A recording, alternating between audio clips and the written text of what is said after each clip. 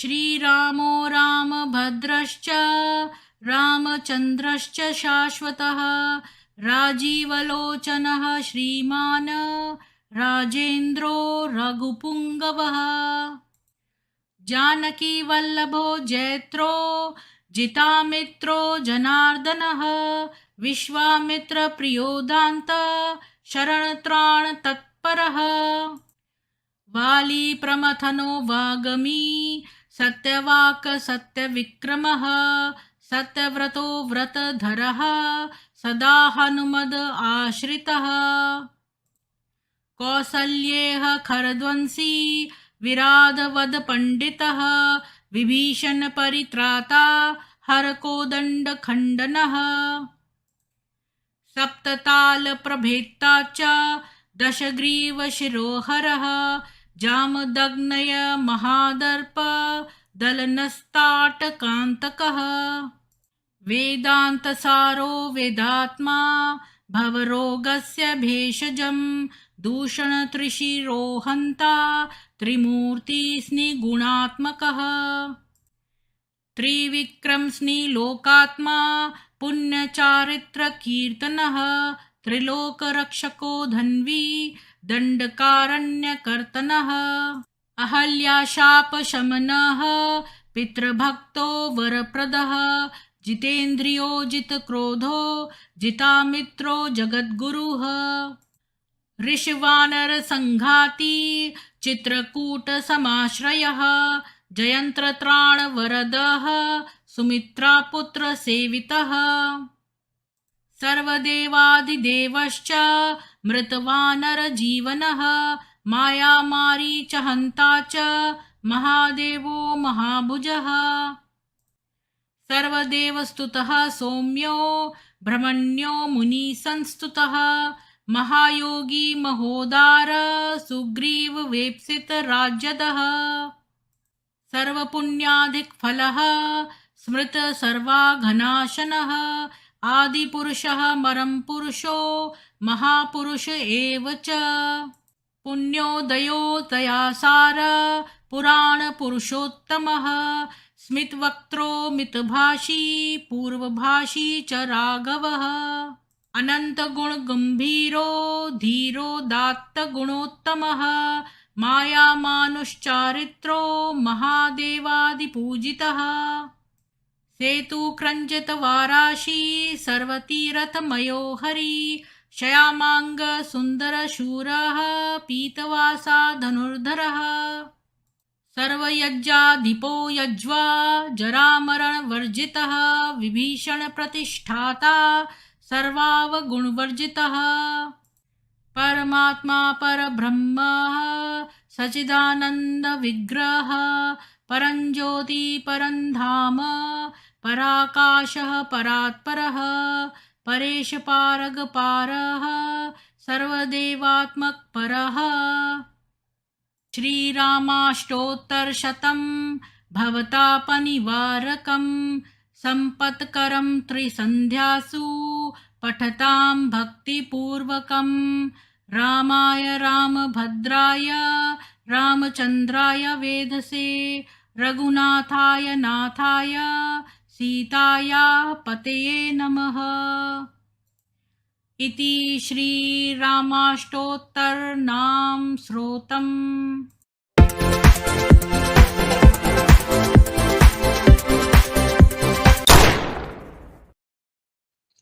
सभी को सुप्रभात और अंग्रेजी कैलेंडर के हिसाब से नव वर्ष की बहुत बहुत शुभकामनाएं।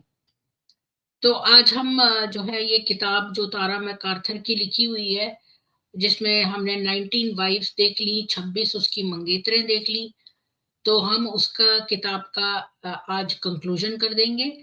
लेकिन सबसे पहले मैं आप लोगों के साथ आज की खबरें जो हैं वो शेयर कर देती हूँ, ताकि और लोग भी जुड़ जाए। और आप प्लीज ये स्ट्रीम को ज्यादा से ज्यादा शेयर कर दीजिए ताकि और लोग भी जुड़ जाए।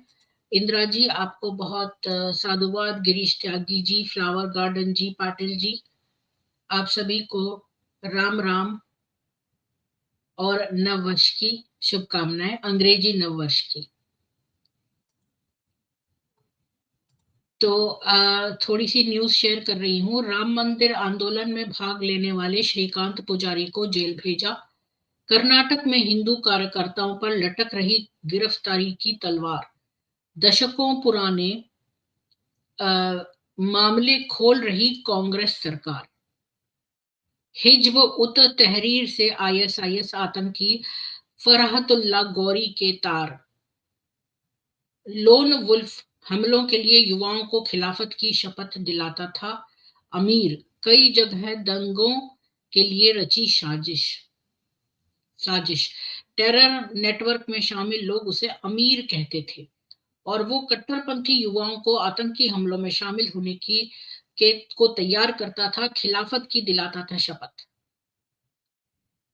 क्या सच में मर गया आतंकी मसूद मजहर?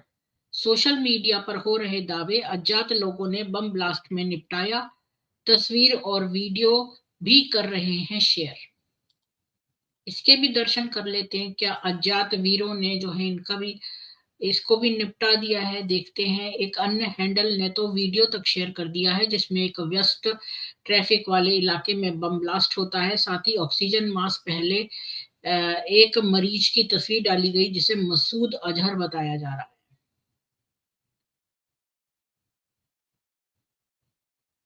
इस खबर की पुष्टि नहीं हुई है।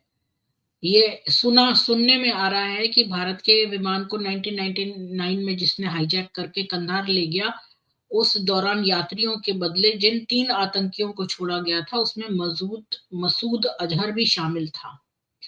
और अभी अज्जाद वीर ने इसका काम तमाम कर दिया, ऐसा सुनने में आया है, पर पुष्टि नहीं हुई है। कांग्रेस नेता ने सिद्धारमैया को बताया राम। कहा अयोध्या में भाजपा के राम की पूजा क्यों करें? उदित राज बोले 500 साल बाद मनुवाद लौटा है। अक्षत निमंत्रण लेकर अयोध्या की गलियों में निकले चंपत राय। आमजन ने बरसाए पुष्प। देखिए वीडियो, जानिए क्यों गांव-गांव भेजा जा रहा है अक्षत। आईएसआईएस आतंकी के मानवाधिकार पर कोर्ट मेहरबान। ब्रिटेन की नागरिकता दी, पहचान छिपाकर रहने की आजादी भी दी। तो ये सारे देश जो हैं वेस्ट के, ये क्यों आतंकियों को जो है पहचान बदल के इनको विटनेस प्रोटेक्शन दे रहे हैं, समझ में नहीं आ रहा है। ब्रिटेन तो वैसे भी हेडक्वार्टर है टेररिज्म का। कभी राम मंदिर की जगह अस्पताल चाहता था। शर्मिंदा हूं, रणवीर शौरी ने श्री राम से मांगी क्षमा तो भड़का लिबरल गिरोह। माता पिता पर की अभद्र टिप्पणी, तलाक पर तंज। प्राण प्रतिष्ठा का न्योता केवल राम भक्तों को। रामलला के मुख्य पुजारी ने उद्धव ठाकरे को लताड़ा, कहा था नहीं मिला निमंत्रण।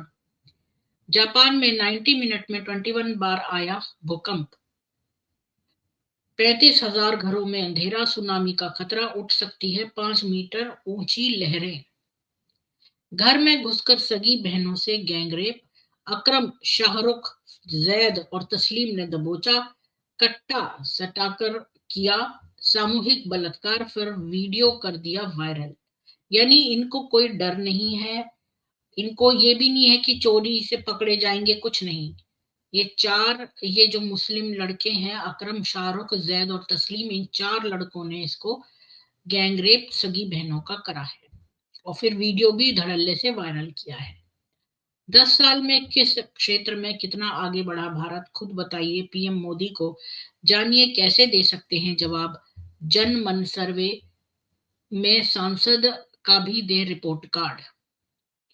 मंदिर मानसिक गुलामी का मार्ग, घंटी बजाने वाले पाखंडी।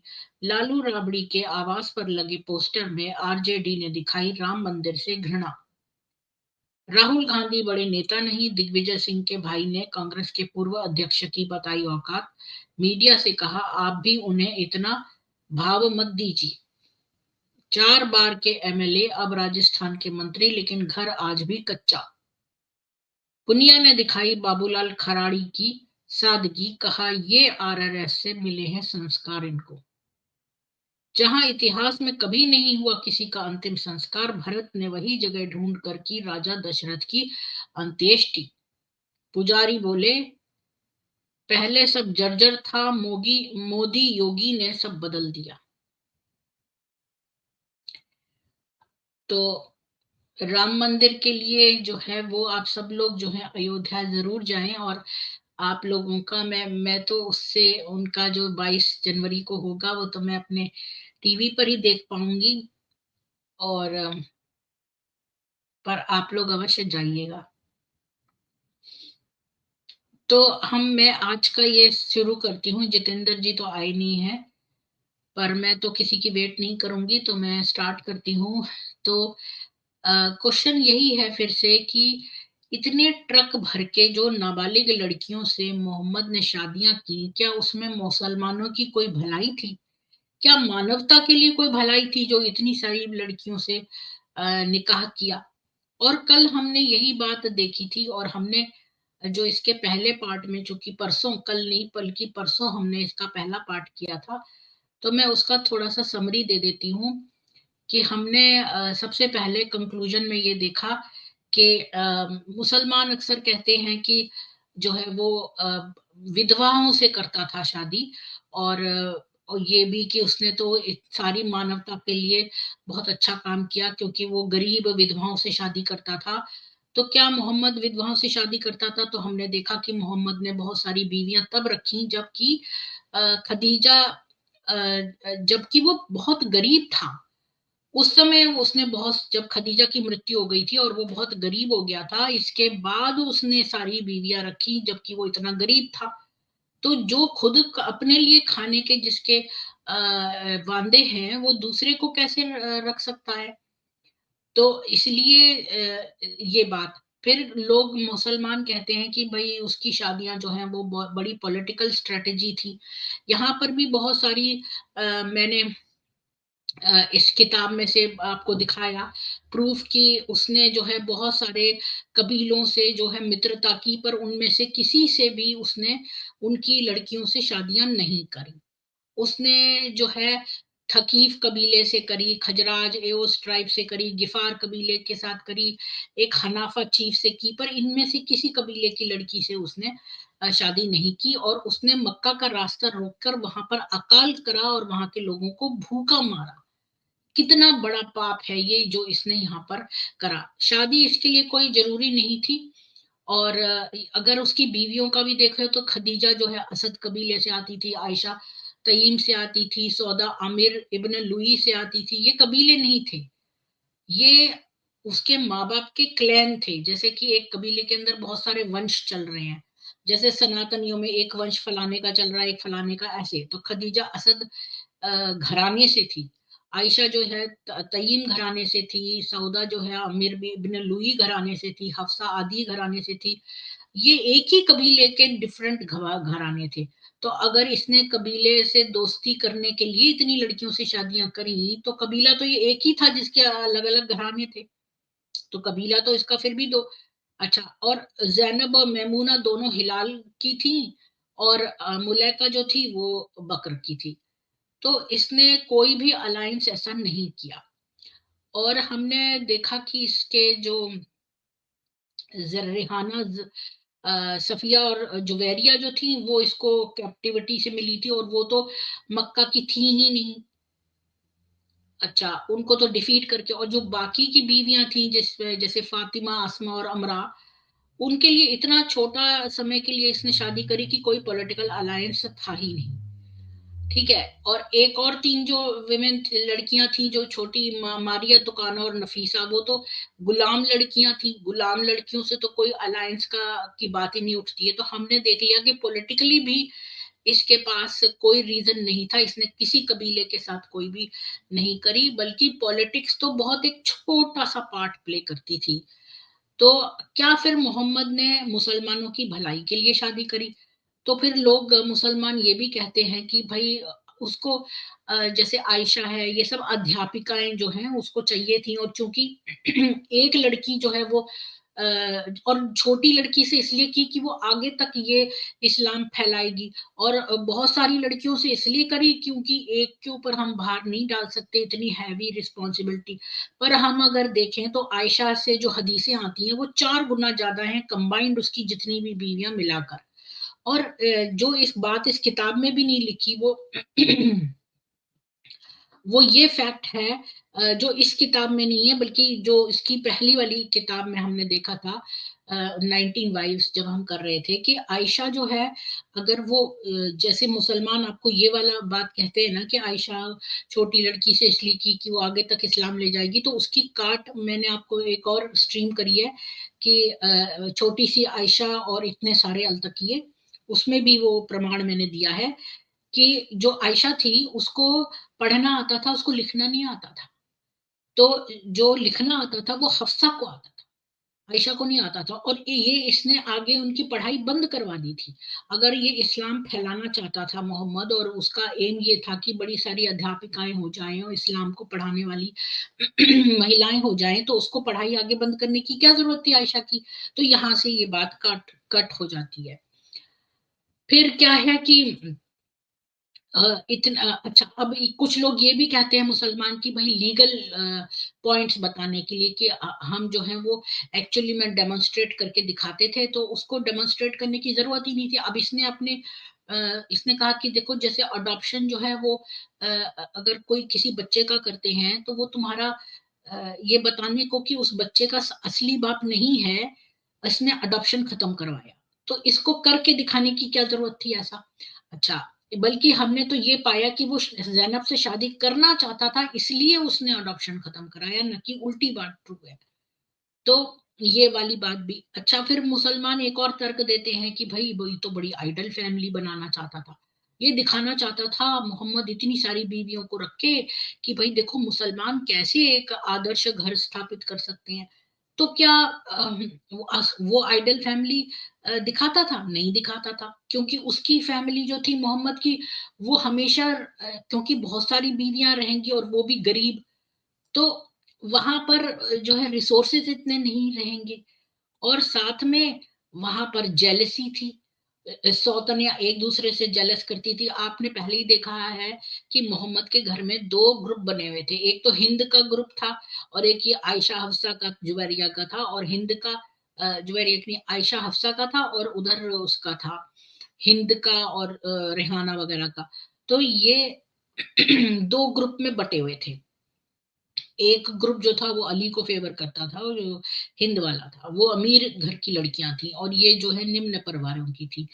तो ये हमेशा जेलसी करना, और बहुत सारी बीवियों में आपस में ये आज रात किसके पास जा रहा है, वहां कौन जा रहा है, ये सब चुगलियां खाना, ये सब करना। तो ये कोई आदर्श फैमिली का था ही नहीं। साथ में वो ये जो बड़ा डींगे मारते हैं ये लोग कि भाई वो तो सारी बीवियों के साथ इक्वल व्यवहार करता था, और वो ये दिखाना चाहता था पूरे संसार को कि देखो तुम सब बीवियों के साथ कैसे सही सही व्यवहार करो। तो ये बात भी गलत है। उसने तो पहले ही कई हदीसों में कहा है कि आयशा उसकी फेवरेट थी, और ये बात सब बीवियों को पता थी। फिर वो ये भी क्या बोलते हैं, एक दूसरी सौतनों में ये भी करवाता था, ये सुंदर ज्यादा है, ये कैसी। और सौदा जो थोड़ी सी बड़ी थी बाकी लड़कियों से, तो और वो लंबी चौड़े कद की थी, और वो बड़ी भी थी, 23 साल की थी उस समय। तो वो मोहम्मद से तो फिर भी आधी थी, लेकिन फिर भी उसने सोचा मैं इसको न दूं। और उसका समय जो है, बेचारी ने सोचा अब तो मैं बड़ी हो रही हूँ, मुझसे कौन शादी करेगा, वैसे भी जो मोहम्मद की छोड़ी हुई महिलाओं से कोई शादी नहीं करता। तो अब ये सौदा घबरा गई कि उसका पालन पोषण कैसे होगा। उसने कहा चलो मैं अपना टाइम दे देती हूँ। तो मोहम्मद को तो नहीं ऐसा करना चाहिए था, वो तो एक नबी था, उसने तो कोई भी अच्छा प्रदर्शन नहीं किया। और ये वाला क्लेम जो कहते हैं कि सारी बीवियों के साथ एक अच्छा व्यवहार करना चाहिए, ये भी इनका कैंसिल हो गया, क्योंकि उसने सौदा के साथ अन्याय किया। अब अगला पॉइंट ये है कि मुसलमान कहते हैं कि मोहम्मद ने इतनी सारी लड़कियों से पर्सनल एट्रीब्यूट से शादी करी। हाँ, कि भाई एक हदीस आती है कि भाई मुसलमान कहते हैं कि प्रॉफिट ने कहा कि देखो तुम क्या, do not marry women for their beauty, मतलब तुम महिलाओं से उनकी ब्यूटी के लिए शादी मत करो, ना ही उनके वेल्थ के लिए शादी करो, क्योंकि इन दोनों से तुम सिन में चले जाते हो, इसलिए उनसे दीन की वजह से शादी करो। और एक काली गुलाम लड़की जिसके की छेद हो रहे हैं, मतलब छेद मतलब उसके पियर्सिंग्स हैं, उससे जो कि रिलीजियस है, वो बेटर है तुम्हारे लिए। पर क्या मोहम्मद ने अपनी ही एडवाइस फॉलो करी? कभी नहीं। दूसरों को एडवाइस देना बड़ा आसान होता है, इसने कुछ नहीं करी। गुड कैरेक्टर क्या, इसने कभी उनका कैरेक्टर नहीं देखा। मनी, इसने तो खदीजा से ही शादी मनी की वजह से करी। अच्छा, क्योंकि वो उससे बड़ी थी उम्र में, इसने इसके पैसों की वजह से उससे शादी कर ली। अब ये भी बात भी बोलो, कई लोग कहते हैं कि भाई वर्जिनिटी जो है वो उसने, देखो वर्जिन तो लड़की खाली आयशा ही थी, बाकी बीवियां तो वर्जिन नहीं थी। तो बाकी बीवियां वर्जिन नहीं थी तो ये कौन सा वर्जिन था? ये तो खुद अपने को नहीं देख रहा, इसको चाहिए वर्जिन, और वर्जिन को तो वर्जिन से ही शादी करनी चाहिए। तो मोहम्मद तो खुद वर्जिन था नहीं। तो ये क्लेम उसका कहना कि भाई आयशा तो एक अकेली वर्जिन थी, बाकी तो शादीशुदा थी, तो आयशा जो, ये बात भी झूठी है। पहली बात तो मुलैका और वो तुकाना और वो सारी लड़कियां तो जो फातिमा थी, मुलैका थी, तुकाना थी, नफीसा थी, ये सारी लड़कियां आयशा के बराबर हम उम्र की थी, और मुलैका तो आयशा से भी छोटी थी। तो वो सारी लड़कियां वर्जिनी थी, इसलिए ये क्लेम भी बुरा है। और साथ में कि अगर मान लो ये बात ट्रू भी होती तो भी ये क्लेम गलत है, क्योंकि मोहम्मद तो वर्जिन नहीं था। अच्छा, अब देखो यूथ, जवानी, हाँ जवानी उसके लिए लस्ट वाली थी। दूसरा जो वो लोग कहते हैं भाई आयशा तो लस्ट वर्दी थी, और दूसरी तो बड़ी बूढ़ी और मिडिल एजड थी, तो ये बात भी गलत है। क्योंकि सारी ही लड़कियां, जो सौदा थी वो उन सब लड़कियों में सबसे बड़ी थी, उसकी बीवियों में, और वो भी उससे आधी उम्र की थी। तो बाकी सारी लड़कियां तो बहुत ही छोटी थी। तो इसलिए ये बात भी गलत है। अच्छा, अब ये बात कि वो हमेशा ब्यूटी के लिए लोगों को चूज करता था, ये बिल्कुल सच बात है। क्योंकि उसने जो है खदीजा से पैसों के लिए करी, आयशा, हफ्सा, हिंद, जैनब, ये पेडोफाइल था, इसको छोटी छोटी लड़कियां चाहिए थी। हिंद थी जो, और ये सब अट्रैक्टिव विमेन थी। हिंद के पास तो वो 4 बार, 3 बार रिश्ता लेकर गया। पहली बार तो हिंद ने मना कर दिया, वो बुढ़े से करना ही नहीं चाहती थी। पहली बार तो उमर गया था उसके पास, तो उसने सोचा कि उमर तो बुढ़ा है, इससे क्यों करूं, और उमर से भी बड़ा तो मोहम्मद था। तो जब उसने उमर को ही मना कर दिया, फिर मोहम्मद पहुंच गया उसके पास। पहले उसने अबू बकर को भी मना कर दिया, वो भी बुढ़ा लगा उसको। हिंद काफी छोटी थी, और अबू बकर ही उमर भी बड़ा था, वो अबू बकर भी बड़ा था। तो इसने मना कर दिया, और मोहम्मद तो उनसे भी ज्यादा बड़ा था। वो इसके पास आ गया हिंद के। उसने 3 बार उसको भेजा, इसने कह दिया नहीं नहीं, उसके हस्बैंड की डेथ हुई थी, उसने कहा मैं अपने ही हस्बैंड की बीवी रहना चाहती हूँ। इसने ऐसे निरे निरे बहाने बनाए, पर ये मोहम्मद उसको स्टॉप करता रहा, और उसको 3 बार में, अब वो जब उसने जीत लिया सब कुछ, इतना पावरफुल हो गया, तो उसकी हिम्मत नहीं थी मना करने की, और हिंद को इससे करनी पड़ी शादी। और वो बड़े अमीर घराने की थी, और उसको इसने इतनी गरीबी में इसके बच्चों के लिए ऐसे कर दिया मोहताज। पर उसका घर अमीर था, वो अमीर घर की थी। तो ये वाली बात थी। अच्छा, फिर जो इसका हमने देखा कि ट्रक भर के लड़कियां, क्योंकि ये एक पेडोफाइल भी था, और लड़कियां कलेक्ट करना जो है इसका एक पेशा था। अगर आप पेडोफाइल साइकोपैथ्स को देखो तो उनका सबसे पहला चिन्ह ये होता है कि वो लड़कियां कलेक्ट करते हैं। तो लड़कियां कलेक्ट करने का उनका ये एक बिहेवियरल वो है, पैटर्न है। ये जितने भी अय्याश और लड़कियों को अब्यूज करने वाले पेडोफाइल्स होते हैं, ये लड़कियां कलेक्ट करते हैं। मैंने एक और भी डॉक्यूमेंट्री देखी थी, उसमें एक लड़की थी, वो विदेशी उसकी थी, और बहुत बड़े हाई प्रोफाइल डिप्लोम उसकी थी, एक विदेशी वाइट गोरे की लड़की थी, बहुत हाई क्लास एरिस्टोक्रेटिक फैमिली की। उसको एक आदमी ने फांस लिया जो उससे दुगनी उम्र का था। अब वो लड़की भी इतनी वो थी कि वो सोचती थी हाँ मैं बड़ी वर्जिन, मैं बड़ी लेडी टाइप हूँ, मैं ये हूँ वो। अब वो अपने बाप की बात ही ना माने। अब वो आदमी जो है वो उसमें डील करता था। ये जो चाइनीज पॉटरी होती है ना, बहुत बहुत हजारों की बिकती है, हजारों डॉलर्स की, वो उसका बिजनेस करता था। और उसके बारे में अफवाह थी कि उसने अपनी बीवी को भी मारा। ये मैं आपको साइड में बता रही हूँ, ये इसका इस किताब से नहीं लेना देना, मैं आपको एक जनरल कैरेक्टरिस्टिक बता रही हूँ। तो वो आदमी जो था वो लड़कियां वो करता था। तो ये बेचारे डिप्लोमेट्स थे, इन्होंने एक जासूस की मदद ली, और उससे रिक्वेस्ट करी कि आप उसके को जाओ। फिर उस जासूस ने, अच्छा वो एक किताब मेंटेन करता था। तो ये जो साइकोपैथ होते हैं, ये कई इनके अपने अपने वो होते हैं, जिस तरह का इनको बचपन में वो मिला होता है, तो वो एक किताब रखता था, उसमें हर लड़की जिसको उसने अब्यूज किया उसकी तस्वीर लगाता था और उसको विजय का वो लिखता था, तो वो उसको लॉक करके रखता था। तो वो जो लड़की उसके संग रहती थी उसको इसने इतना बता रखा था कि भाई देखो, हाँ लोग मेरे बारे में ऐसा कहेंगे, फिर इसका आंसर ये है, और चुपचाप लोगों को मरवा देता था। और इस लड़की को उसने ऐसा दिमाग उसका ब्रेन वॉश करके रखा था कि कोई भी उसको सिखाया मनाने जाए ना कि ये आदमी तेरे लिए ठीक नहीं है, वो उसको दो सुना के भगा देती थी। और उसके जो पहली शादी हुई थी उसके बारे में कोई बताने जाता था तो उस आदमी ने उसको वो भी बता रखा था, और अपने आप को बड़ा विक्टिम दिखा के कि, तो कोई उसको इस बारे में भी बताने जाता था तो वो उसको वो कर देता था।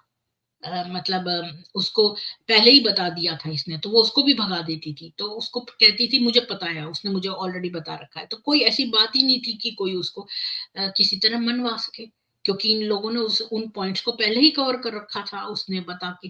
अब वो जो जासूस था वो बेचारा बड़ा उसको एक लड़की मिल गई भाग्य से, जो कि जिसके ऊपर उसने एसिड फेंक दिया था। वो लड़की जो है अपने आप को ढक के रखती थी, क्योंकि वो एसिड वाली वो बड़ी सुंदर लड़की थी और उसके सारे गले तक में हो गया था, पर वो निम्न घर की थी। तो वो उसको लेके गया उसको से बातचीत करने के लिए। तो वो जो लड़की थी, जो हाई प्रोफाइल वाइट जो आदमी था, उसने इस जासूस को अपने सेक्रेटरी के द्वारा मिलाया, क्योंकि वो जग में ये बात पुलिस में नहीं बता सकता था, बदनामी हो जाती उसकी। उसने चुपचाप, अच्छा, फिर जासूस से मदद मांगी कि भाई मेरे को किसी तरह तुम ये लड़की को अगर तुम छुड़वा सको तो जो तुम मांगोगे मैं तुम्हें दूंगा।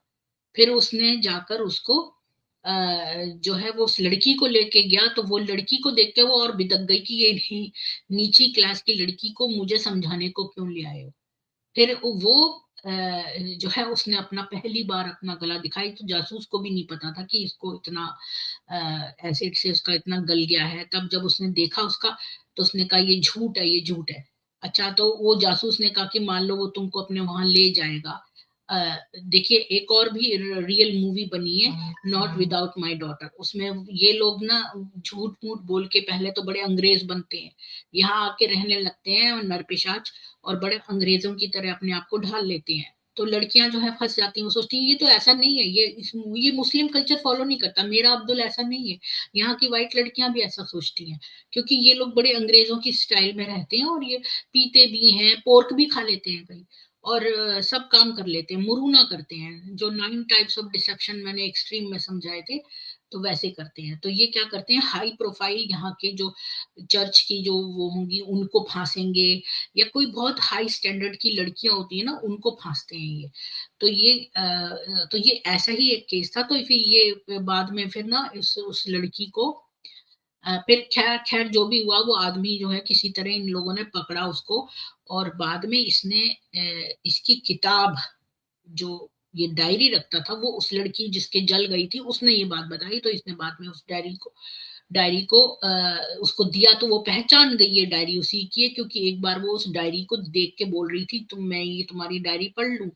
तो उसने कहा नहीं, एक दिन तुम जरूर पढ़ पाऊंगा, और फिर उसने ताला बंद करके अंदर रख दी थी। तो इसको पता था उस आदमी की डायरी है, इस लड़की को, जो वाइट लड़की थी फंसी हुई विक्टिम। तो फिर बाद में उसको वो डायरी दी गई, तो वो समझ गई, और उसने अपने अपने पिता के घर में थी वो। और उसको ना जासूस ने ये भी बोला कि अगर देखो तुम्हें ये एक बार अपने देश में ले जाएगा, इसके बाद तुम वापस नहीं आ पाओगी। फिर मान लो ये तुम कहती हो ये बड़ा अच्छा आदमी है, मान लो अगर 1% भी ये बुरा निकला, फिर तुम्हारा क्या हाल होगा, तुम ये सोच के देखो।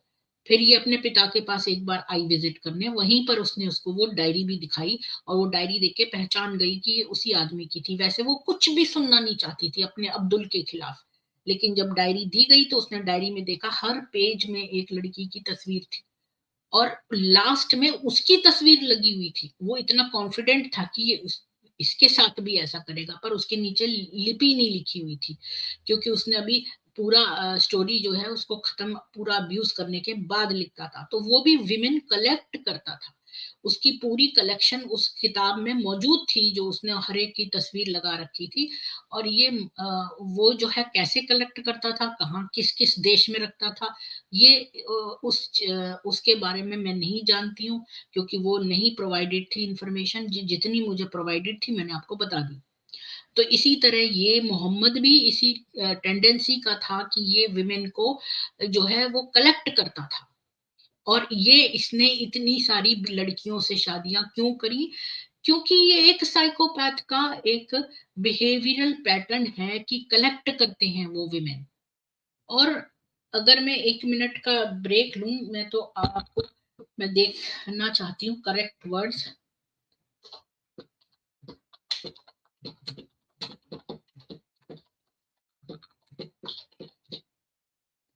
एक्चुअली में तो ये लास्ट में मेरे को विश्लेषण देना चाहिए था, लेकिन जो है वो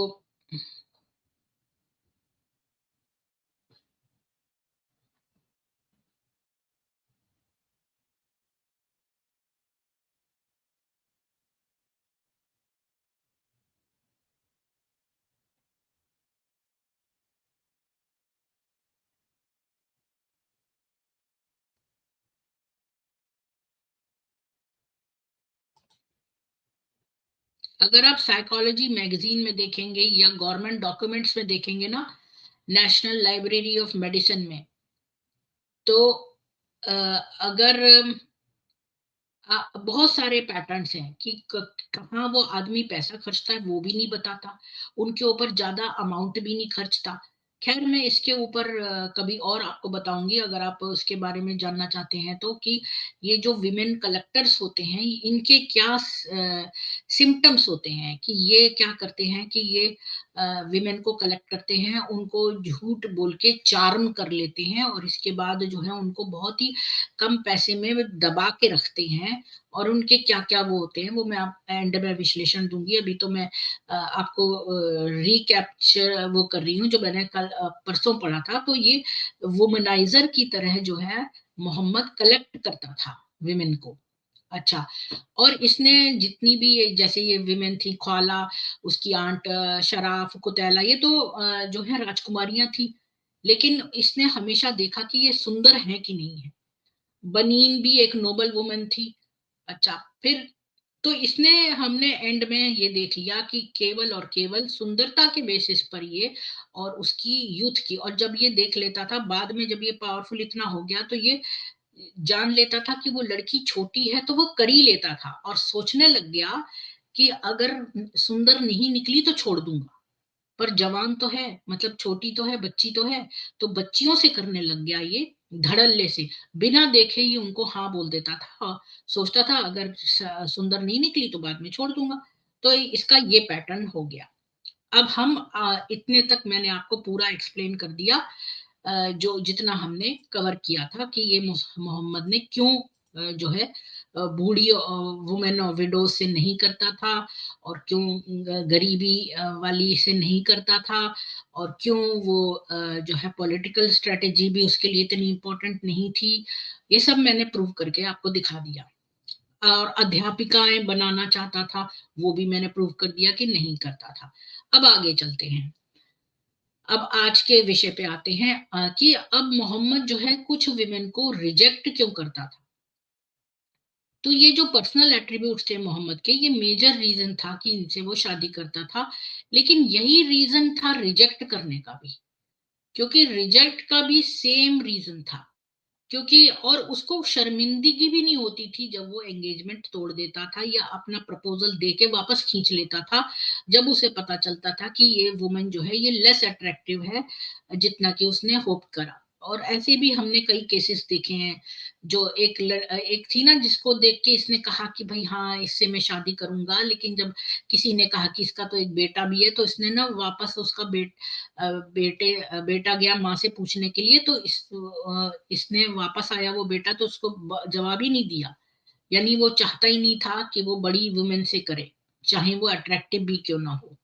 तो जवान भी होनी चाहिए और सुंदर भी। तो उसने सोचा कि वो दूबा ख्वाला बिन हाकिम गजिया, गजिया से तो उसने जो है वो कंज्यूमेट किया तो उसका वजाइना लूज था तो उसने उसको छोड़ दिया। बाकी दूबा इतनी खूबसूरत नहीं थी, ख्वाला भी इतनी खूबसूरत नहीं थी, और जो ये जो गजिया थी ये बहुत अच्छे फाइन कपड़े पहनती थी, लेकिन जब उसका वजाइना लूज था तो उसको उसने छोड़ दिया। और फाकीता जो है उससे उसका तो कई बार, वो तो उसका पहला प्यार था फाकीता। तो तीसरी बार जो है जब उसका प्रपोजल गया तो फिर उसने फाकीता को बहुत प्यार करता था, इसने प्रपोजल भेजा पर चाचा ने मना कर दिया। बाद में फाकीता आई तब इसने ये दोबारा फाकीता के पास गया, पर फाकीता मैरिड थी और उसने मना कर दिया। फिर तीसरी बार जब फाकीता इसके पास आई तो इसने मना इसलिए कर दिया क्योंकि अब इसे छोटी छोटी लड़कियां मिल रही थी और फाकीता जो है ओल्ड हो गई थी उसके लिए। अब उसने जो है वो एक एक कर्तव्य निष्ठ बेटी थी जिसके बारे में हमने जाना था, जिसका नाम नहीं पता, जो कि अपने पिता से पूछने गई, उसको भी मना कर दिया। और सबा, जिसके बारे में उसके पिता ने इतने जोश में कह दिया कि ये तो कभी बीमार ही नहीं पड़ी, तो उसको भी छोड़ दिया उसने, क्योंकि उसे लगा कि ये तो बड़ी अपने पिता की वो है और कभी बीमार नहीं पड़ी, इसका मतलब ये सही नहीं है। तो उसने सोचा कि ये अल शनबा से भी दूर हो जाए, जिसने उसकी इंसल्ट कर दी थी पहले ही दिन, जब इसने कहा था कि भाई तुम्हारा बेटा जो है, अगर तुम सचमुच में नबी होते तो फिर तुम्हारा बेटा ही नहीं मरता। तो ये जो है कम से कम इसको रुक के ये तो देखना चाहिए था कि एक्चुअली में क्या जो है वो फील करती है। ये अब उसके कंट्रोल के बाहर था कि लैला ने अपना माइंड चेंज कर लिया या सफिया बिन्त बशामा जो है अपने पहले पति के पास चली गई, क्योंकि वो उनके लिए कभी रिपाइन नहीं किया, मतलब वो उसने उनके लिए कभी विचार ही दोबारा नहीं किया, उनके लिए कभी दुख, उसको जैसे वो होता है ना, विरह नहीं हुई, उसको विरह का दर्द नहीं हुआ। और ये भी नहीं पता कि वो क्यों नहीं जुंदुब की बेटी के साथ उसने शादी की, क्यों उसके लिए। इन सारी विमेन में एक बात कॉमन है कि मोहम्मद ने उनको अपने कलेक्शन में जोड़ने का सोचा, छोटे छोटे रीजंस के लिए। जब मोहम्मद था जो कि एक्चुअली में उन लोगों को रिफ्यूज करता था, और उसका जो रीजन होता था इनको मना करने का वो इतना छोटा होता था। अब हम ये भी नोट करते हैं कि कोई भी जो वुमन का रिफ्यूजल है या फिर जो परसेप्शन है कि भाई उसने इसकी इंसल्ट करी है, वो कभी डिटरेंट होता था जब मोहम्मद रियली वुमन को चाहता। जैसे शनबा के लिए उसने इंसल्ट में छोड़ दिया, लेकिन हिंद ने तो उसकी इंसल्ट करी तब भी वो परस्यू करता रहा, रेहाना ने उसकी इंसल्ट करी तब भी उसको बीवी बनाया, जबकि वो स्लेव ही रहना चाहती थी। जुवेरिया थी, सफिया थी, वो भी उससे शादी नहीं करना चाहती थी, इसको इनको चॉइसेस ही नहीं दी, और उनकी रिलक्टेंस थी तब भी ये जो है उसके पीछे पड़ता रहा और उसके साथ। तो ये कहना कि भाई वो उसको शर्मिंदगी होती थी तो छोड़ देता था, या इंसल्ट हो जाती थी तो छोड़ देता था, तो ये भी बात गलत है। बल्कि वो तो कभी सीरियस था ही नहीं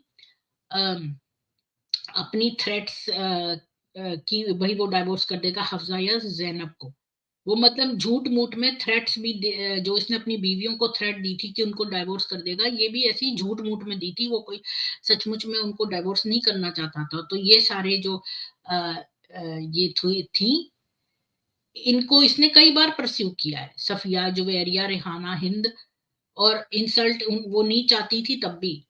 और मोहम्मद ने 4 सजेस्टेड ब्राइड्स, उमामा, इज्जा, दुर्रा और हबीबा बिन अब्बास, इनको रिजेक्ट कर दिया क्योंकि ये इलीगल चॉइसेस थी। और इलीगल इसलिए कि ये उनकी बेटियां लगती थी। जो दुर्रा थी वो हिंद की बेटी थी, पहले इसकी नजर थी दुर्रा पे। तो दुर्रा ने जब ये हिंद के घर में आता था तो दुर्रा को वो दूध पिलाती थी, शुरू शुरू की बात है। बाद में दुर्रा जो है उसको किसी और के पास भेज दिया था, और जब ये थोड़ी बड़ी हो गई तो मोहम्मद को लगा मैं दुर्रा से शादी कर लूं, तो फिर इसको सारी बीवियों ने किसी तरह दुर्रा से हटवाया था। एक्चुअली में ये सब यहाँ लिखा नहीं हुआ, पर दुर्रा का भी किस्सा है। मोहम्मद करना चाहता था दुर्रा से शादी, लेकिन इन लोगों ने उसको फोर्स करवाया क्योंकि दुर्रा इसकी छोटी बेटी थी। वो तो आयशा से भी बहुत छोटी थी, हिंद की बेटी थी जो इसकी अपनी बीवी थी, यानी कि सौतेली बेटी थी। और वो नए लॉज लाना चाहता था ताकि जैनब के साथ जो है उसकी निकाह जो है वो लीगलाइज हो जाए। लेकिन वो बार बार रूल्स भी चेंज नहीं करना चाहता था जब भी वो कोई वुमन को चाहे। उसने एडमायर किया दुर्रा को और हबीबा को, मतलब इवन दो ये हबीबा से भी चाहता था और दुर्रा से भी चाहता था। अच्छा, हबीबा कौन थी पता है? जो छोटी बच्ची थी ना, जो रेंग रही थी जमीन पे, जिससे कि ये शादी करना चाहता था, वो इसके बाद मर गया, खुद इसलिए नहीं कर पाया हबीबा से, और दुर्रा से करना चाहता था, लेकिन हिंद नहीं चाहती थी कि दुर्रा से करे। तो जब ये हिंद का टाइम होता था तो ये दुर्रा को दूर भगा देती थी, ताकि इसकी नजर दुर्रा पे ना पड़े। तो ये, और हबीबा के टाइम पे खुद ही मर गया, 61 का था, और ये कुछ महीने की थी हबीबा। और उमामा जो थी वो इतनी अट्रैक्टिव नहीं थी। मतलब उमामा जो थी वो उससे डायरेक्टली रिलेटेड थी, तो वो इंसेस्ट नहीं, अगर वो इंसेस्ट के रूल्स भी वो कर देता तो कर लेता, क्या पता, अगर उसका बस चलता तो कर ही लेता। मुझे लगता है कोई ना कोई फोर्स था जो एक्सटर्नल उसको रोक रहा था। अच्छा, मोहम्मद का कॉन्सेप्ट जो इंसेस्ट का था वो हमसे फर्क था। तो वो अप्लाई करता था जब उसका फर्स्ट या सेकेंड डिग्री रिलेशनशिप ब्लड से हो, लेकिन अडॉप्शन पर नहीं अप्लाई करता था, और इस पर भी नहीं करता था फर्स्ट कजन पे या सिबलिंग्स इन लॉ के, यानी जिन बीवियों से ये शादी करता था उनके बच्चों से भी कर सकता था। फाइनली जो मक्का के जो चीफ थे उन्होंने कहा कि तुम कोई भी वुमन ले लो जिसको तुम चाहो, अगर तुम इस्लाम छोड़ दो तो। पर उसका कोई इंटरेस्ट नहीं था, क्योंकि यहाँ पर तो उसको नबी बन के इतनी वाहवाही मिल रही थी, कोई वुमन नहीं थी वर्ल्ड की जिससे कि मोहम्मद जो है ना पा सके, क्योंकि वो नबी हो गया था। और ये जो मक्का के चीफ ऑफर कर रहे थे इनको तो वो वैसे ही प्राप्त कर लेता। अब उसने 14 अपॉर्चुनिटीज रिजेक्ट करी थी, जो कि उसके पूरे करियर को अंडरमाइन करती, जिसमें से 4 तो बिल्कुल ही इलीगल थी, एक में तो वो मर गया, और बाकी एक जो थी वो उसको भगा दिया गया, मतलब हिंद के द्वारा, और 2 और थी जो डायरेक्ट उससे रिलेटेड थी, वो इलीगल था। एक वुमन थी वो उससे हेट करती थी, और 3 और थी जिनका की बहुत ही छोटे छोटे पर्सनल ट्रेट्स थे, और 5 के साथ इस मोहम्मद ने सोचा कि ये तो काफी बड़ी है मेरे लिए, जबकि वो कोई बड़ी नहीं थी। फाकीता तो उसी के हम उम्र रही होगी, और फाकीता के साथ तो उसका पहला प्यार था, और वो भी इसको टू ओल्ड लगी, गजिया भी इसको टू ओल्ड लगी, और जबकि गजिया भी उससे उम्र में छोटी थी, उसका एक छोटा सा बच्चा था। तो हम अगर रिपीट करें कि उसने अस्मा को ओवरलुक कर दिया, जो कि इंटेलिजेंट थी और काइंड हार्टेड डॉटर थी अबू बकर की, क्योंकि इसने छोटी बहन से शादी कर ली ना अस्मा की, आयशा से। उसकी बड़ी बहन आयशा, अस्मा जो अबू बकर की ही बड़ी बेटी थी, उसको उसने ओवरलुक कर दिया। अगर मोहम्मद अस्मा से शादी करता तो फिर वो कभी आयशा से नहीं शादी कर सकता था। तो उसने एक बच्चे को प्रेफर किया, बजाय, जो कि सुंदर थी, बजाय कि एक यंग एडल्ट को, क्योंकि अस्मा उस समय थोड़ी मोटी थी और यंग एडल्ट थी, टीनेजर थी वो। और ये आयशा जो एक बच्ची थी लेकिन सुंदर सी थी, तो इसने एक बच्ची को प्रेफर किया बजाय अस्मा के, जो कि थोड़ी सी मोटी थी, टीनेजर। अब हम इसको समरी करते हैं कि मोहम्मद का मोटिव क्या था इन शादियों को करने का, कि उसकी अपॉर्चुनिटी पे डिपेंड करता था ये।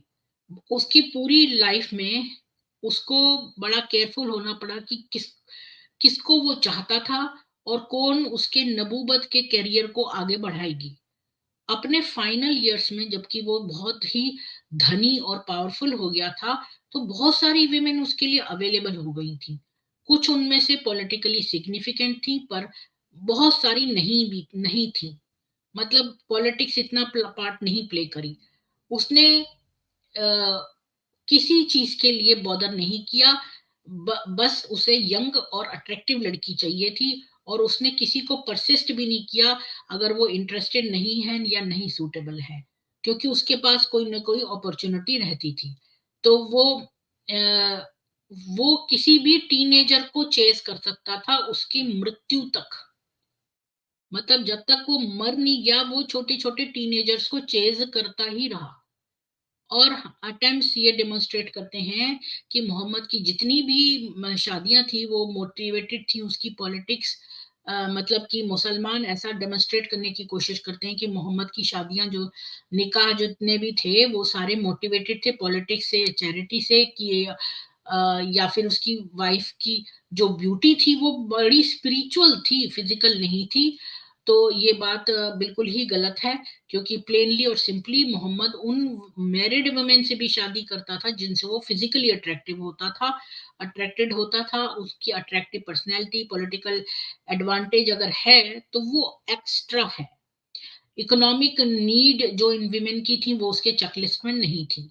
जो स्कॉटिश मिशनरी स्कॉलर है टेम्पल गार्डनर, और उसने इसके बारे में लिखा है कि ये बहुत ही हाई टाइम है जब इग्नोरेंट और हिपोक्रिटिकल स्टेटमेंट्स जो नियो मोहम्मदन राइटर्स हैं, जो कि मोहम्मदियन हैं क्योंकि ये मोहम्मद के फॉलोअर्स हैं, और नियो मतलब आजकल के राइटर्स, ये टू द इफेक्ट कि मतलब उनकी बड़ी हिपोक्रेसी है कि जितनी भी मोहम्मद की शादियां हैं और डेमी मैरिज कनेक्शंस हैं वो बड़े ह्यूमैनिटेरियन या पॉलिटिकल रीजंस की वजह से हुए हैं। और ये जो विमेन इन क्वेश्चन है वो तो बड़ी एल्डरली हैं और अनअट्रैक्टिव हैं। इस हिपोक्रेसी को एक स्टॉप लगाना चाहिए।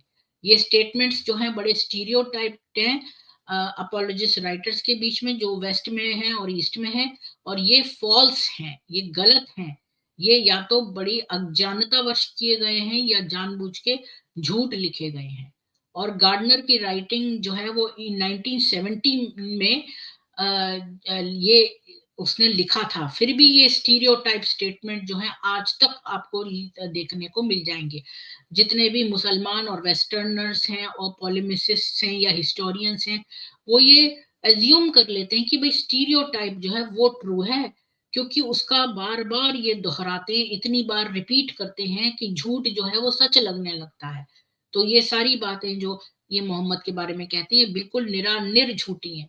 और क्या मोहम्मद जो है अपनी बीवियों को अच्छा ट्रीट करता था? हाँ, हालांकि मोहम्मद जो है बड़े वेगली बात करता है कि वो तो सारी बीवियों को इक्वली ट्रीट करता था, लेकिन कोई भी रियल वर्ल्ड सिचुएशन नहीं है जिसमें इक्वालिटी अप्लाई की जाती है। और इसका मतलब ये भी नहीं है कि उसका इक्वल इमोशन ऑफ लव होता था हर एक बीवी के प्रति। इसका मतलब ये नहीं है कि भाई उनको इक्वल खाना दे दिया, या भाई वो हर रात इक्वल टर्न में आएगा रोस्टर के। इक्वालिटी जो है वो कॉन्कुबाइंस पे यानी रखेलों पे अप्लाई नहीं होती थी, जिनके की लीगल राइट तो और भी कम है। मोहम्मद की बीवियां जो हैं वो बिल्कुल इस सिचुएशन को नापसंद करती थी। आयशा, हफ्सा, हिंद, जैनब, रमला और मेमूना जो थी वो हमेशा एक दूसरे से जो है क्या बोलते हैं, गालियां देना और एक दूसरे से compete करना, तुलना करना, गुस्सा होना और रोना एक दूसरे के प्रति, या तो सिंगली या ग्रुप में, ये सब करती रहती थी। तो इससे हमें पता चलता है कि कोई, और हमें ये भी पता चलता है कि कोई रिकॉर्ड नहीं है कि जुवेरिया और सफिया ने कभी जेलसी दिखाई हो, यानी कि वो मोहम्मद को इतना घृणा करती थी कि उनको कभी भी compete करने की जरूरत नहीं पड़ी उसके अफेक्शन के लिए। और इसी इन सर्कमस्टेंसेस में ये भी प्रूव नहीं होता कि ये वर्च्यू जो है कि मोहम्मद सब बीवियों को इक्वली ट्रीट करता था इमोशनल पे में, ये भी उसका कोई वर्च्यू प्रूव नहीं करता, क्योंकि उसका कोई रियल क्योंकि कोई क्योंकि कोई स्टेक नहीं है कंपटीशन में। पॉलीगानी मतलब बहुत सारी बीवियां अलग, मोहम्मद का ब्लूप्रिंट जो है मैरिड लाइफ का वो गारंटी करता था कि कोई वुमेन जो है वो, बल्कि मोहम्मद ने ये एक डेमोन्स्ट्रेशन दिया कि एक वुमन को आप एक प्रॉपर्टी की तरह रख सकते हैं, एक प्राइज्ड पोजेशन की तरह। अगर वो बड़ी भाग्यवान है तो वो प्राइज्ड पोजेशन होगी, जिसको कि मतलब जैसे ट्रॉफी वाइफ। पर अगर कुछ भी नहीं है तो फिर बस अपने पोजेसर जो कि उसका मालिक है उसके बेनिफिट के लिए ही रहेगी। एक आदमी की 4 बीवियां हो सकती हैं और अनलिमिटेड अनगिनत रखेले हो सकती हैं। खाली रिस्ट्रिक्शन ये है कि उसको किसी दूसरे की बीवी मुसलमान की नहीं छीननी है, किसी दूसरे मुसलमान की बीवी नहीं छीननी है, अदरवाइज वो 4 बीवियां और अनलिमिटेड रखेले रख सकता है। एक वुमन का एक ही हस्बैंड होगा और उसकी कोई भी सोशल रिलेशनशिप किसी भी आदमी अपने घर अपनी फैमिली के अलावा उससे नहीं होगी। एक वुमन को हमेशा सेक्लूजन में रहना है, उसे अकेलेपन में रहना है, और उसकी इकोनॉमिक एक्टिविटी की भी लिमिटेड अपॉर्चुनिटी है, मतलब वो जॉब वगैरह नहीं कर सकती है, और उसको हमेशा अपने हस्बैंड को जो है बड़ा ग्रेटफुल रहना है, और कि भाई वो उसको खिला रहा है, और उसको अपना ये जो कृतज्ञता है इसका डेमोन्स्ट्रेशन देने के लिए उसको उसकी आज्ञा का पालन करना है, और ऐसी आज्ञा पालन की जो हस्बैंड है उसको करवा सकता है, उसको मार मार के। एक आदमी जो है अपने उसको आराम आराम से डाइवोर्स दे सकता है, और कभी भी एक वुमन जो है वो डाइवोर्स नहीं कर सकती, खुला ले सकती है, वो भी बड़ी डिफिकल्टी से, अगर उसके पास बड़ा अच्छा रीजन है। और एडल्ट्री और बीटिंग कोई रीजन है ही नहीं, तो फिर इसके अलावा और क्या रीजन हो सकता है?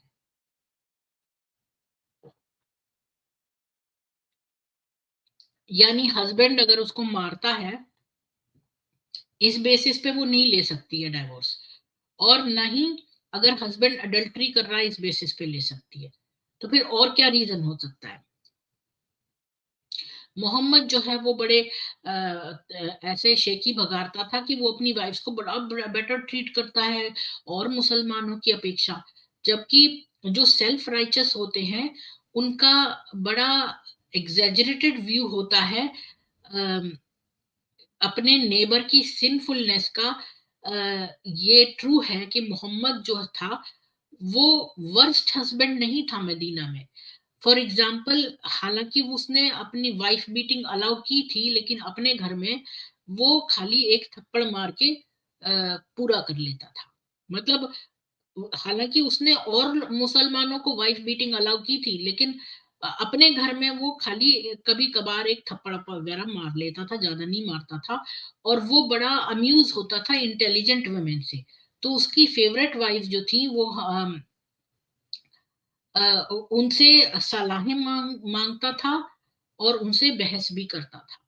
हालांकि कोई रिकॉर्ड नहीं है कि मोहम्मद की जो लेस फेवर्ड वाइफ्स थी, जिनको वो ज्यादा फेवर नहीं करता था, वो कैसे अपने आप को असर्ट करती थी, वो कैसे अपनी बात उस तक पहुंचाती थी।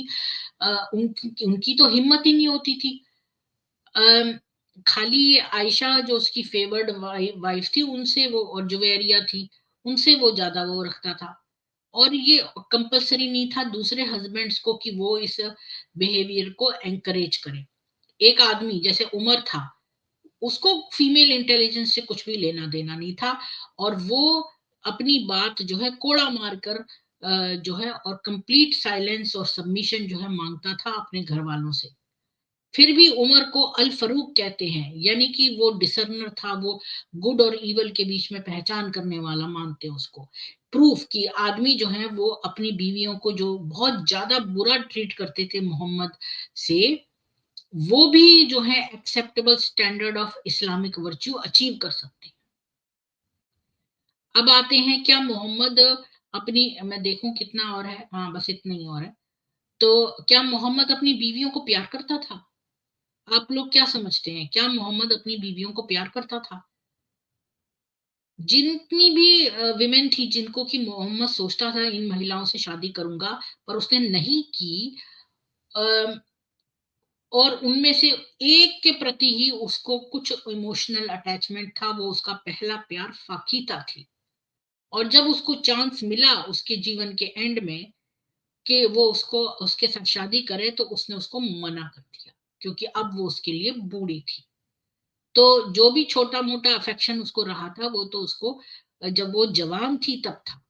जब खदीजा मर गई, तो जो ओनली विमेन जो उसके घर में अफेक्शन वाली आई वो थी हफ्सा, हिंद, जैनब और आयशा। ये चार विमेन थी जिनके लिए हल्का हल्का उसको अफेक्शन था, जिसमें कि आयशा ही सबसे ज्यादा अफेक्शन उसका पाती थी। इन चारों में डेंजरस कंपटीशन था एक दूसरे से, और इन सब में आयशा जीतती थी, क्योंकि उसको बहुत ज्यादा पेन और फ्रस्ट्रेशन हुआ था खदीजा के मरने के बाद। नहीं, मतलब खदीजा के मरने के बाद जो उसको पेन हुआ था मोहम्मद को, तो वो जो है इनसे इससे ये करता था, इनके प्रति थोड़ा अफेक्शन था। अगर क्या मोहम्मद ने सचमुच में अगर खदीजा से ज्यादा प्यार किया होता जितना कि वो आयशा से क्लेम करता है, तो हमें नहीं पता। फिर भी एक महिला जो उसकी एक बार बीवी बन गई, वो हमेशा ऐसी वुमन थी, वो बहुत करीब आ गई कि वो उसकी रियल लाइफ इन लव हो। तो ये कोई कोइंसिडेंस नहीं है। तो फिर हम जहां से शुरू हुए वहीं पर खत्म होते हैं। क्योंकि हर सेल्फ आइडेंटिफाइड मुसलमान जो है वो मोहम्मद की सुन्नत फॉलो करता है, तो पूरी दुनिया कैसी हो जाएगी। फॉर्चुनेटली बहुत सारे मुसलमान हैं जिनके अंदर काफी सेंस है कि इस एग्जाम्पल को लिटरली ले। थोड़े से जो है वो जानते भी हैं और एडमायर भी करते हैं ये फैक्ट, मोहम्मद के अनडिस्टॉर्टेड फैक्ट्स। पर फिर भी अगर कोई इंडिविजुअल जो है वो बिल्कुल मोहम्मद की जैसी जर्नी पर चला जाए, तो उस जर्नी की डेस्टिनेशन क्या होगी। यहीं पर हम इसको समाप्त करते हैं। और मैं ये क्वेश्चन जो है आप लोगों से पूछती हूँ कि क्या आप सोचते हैं कि ये ट्रक भर की जो लड़कियां इसने करी, तो क्या इसमें मुसलमानों की भलाई हुई? और क्या मोहम्मद अपनी बीवियों को प्यार करता था, या वो अपनी बीवियों को ट्रीट करता था? क्या वो एक एग्जाम्पल था जो मुसलमान अपने फ्यूचर में उससे कोई एग्जाम्पल गेन कर सकते हैं, या दुनिया या मानवता उसका उदाहरण लेकर कुछ बेनिफिट कर सकती है? और मैं लिंक दे दिया है, उसको मैं पिन कमेंट में डाल देती हूँ।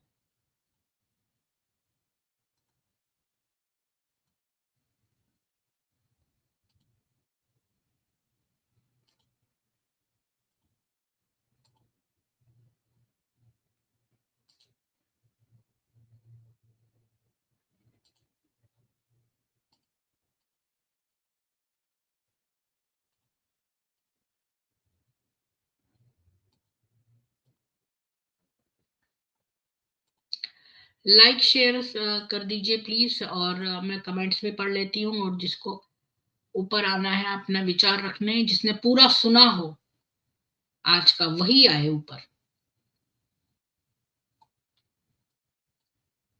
जिसने एक दो लाइन नहीं सुना है वो ना आए। तो गिरीश त्यागी जी आपको जय श्री राम, जय हिंदू राष्ट्र। इंद्र जी आपको भी राम राम। और फ्लावर गार्डन जी आपको राम राम। पाटिल जी राम राम। अनमोल पीर जी आपको राम राम। प्रवीण चौधरी जी राम राम आपको। वलीद खान राम राम आपको। सोनी सिंह राम राम। अमोघ लीला को मत बुलाओ। अमोघ लीला बहुत पहले आए थे, और मुझे पता है इस्कॉन वाले थोड़े डिफरेंट हैं, मुझे मालूम है। मैं इस्कॉन के मंदिर गई थी, तो वो लोग मेरे को प्रेस कर रहे थे कि मैं गीता ले लूं, उनसे गीता ले लूं। तो मैंने दूसरी चीजें ले ली, बिंदी वगैरह, मैंने गीता नहीं ली, क्योंकि मैंने कहा मैंने मेरे पास राम सुखदास जी की गीता है और वो मुझे बहुत पसंद है, और मुझे प्रभुपाद की गीता नहीं पसंद है। मैंने तो उनके मुंह पे बोल दिया, तो उनको बड़ा बुरा लगा कि मैं उनकी बुराई करी हूँ। मैंने कहा नहीं, प्रभुपाद जी जो है वो तो इतने मेहनती हैं, उन्होंने इतने ओल्ड अपने सीनियर ईयर्स में जाकर इतना मेहनत करी है, और मैं उनकी बहुत रिस्पेक्ट करती हूँ। पर मुझे गीता जो है उनकी सही नहीं लगी है।